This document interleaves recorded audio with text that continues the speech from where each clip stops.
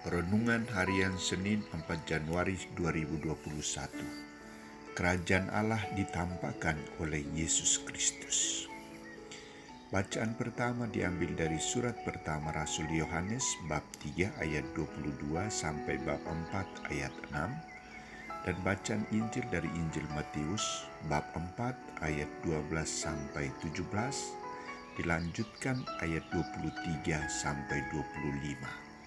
Saudara-saudariku terkasih, salah satu cara yang digunakan untuk menyadarkan manusia kepada suatu perubahan, misalnya kesadaran akan pentingnya tidak membuang sampah di sembarang tempat, bisa melalui pengumuman, iklan, dan lain-lain.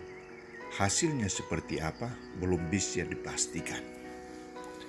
Saudara-saudariku, setelah Yesus melewati beberapa proses, berbagai persiapan untuk karya pewartaannya, seperti pembaptisannya, pencobaan di padang gurun, dan teristimewa peristiwa Yohanes ditangkap dan dipenjara, ia mengambil langkah meninggalkan Nazaret dan diam di Kapernaum untuk menggenapi janji Allah, mewartakan pembebasan kepada bangsa-bangsa lain.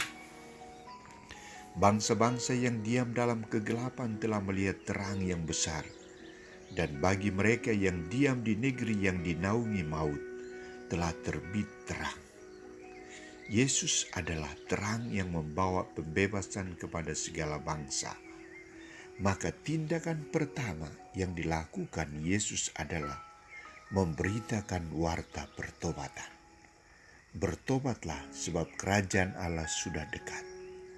Ajakan ini bernada penyadaran kepada manusia untuk meninggalkan manusia lama dan mengalami suasana baru yang ditawarkan atau dibagikan oleh Yesus Kristus sendiri, yakni hadirnya kerajaan Allah dalam dirinya.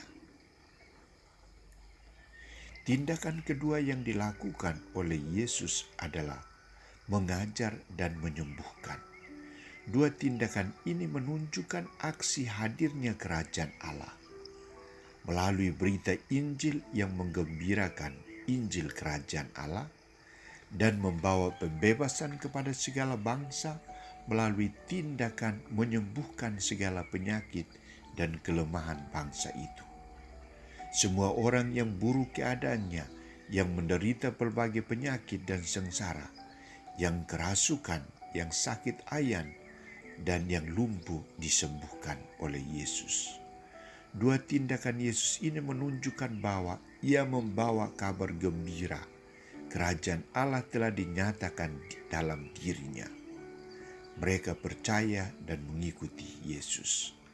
Saudara-saudariku terkasih, tindakan untuk menyadarkan manusia bukan hanya melalui pengumuman, duduk dan bicara, tetapi dituntut juga aksi seperti yang dilakukan oleh Yesus, memberitakan Injil dan menyembuhkan.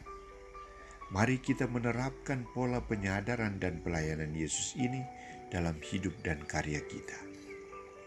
Saat ini orang tidak hanya membutuhkan pewartaan melalui mimbar, duduk dan asal bicara, tetapi yang dituntut adalah teladan hidup, tindakan yang membawa kehidupan, tindakan yang membawa keselamatan.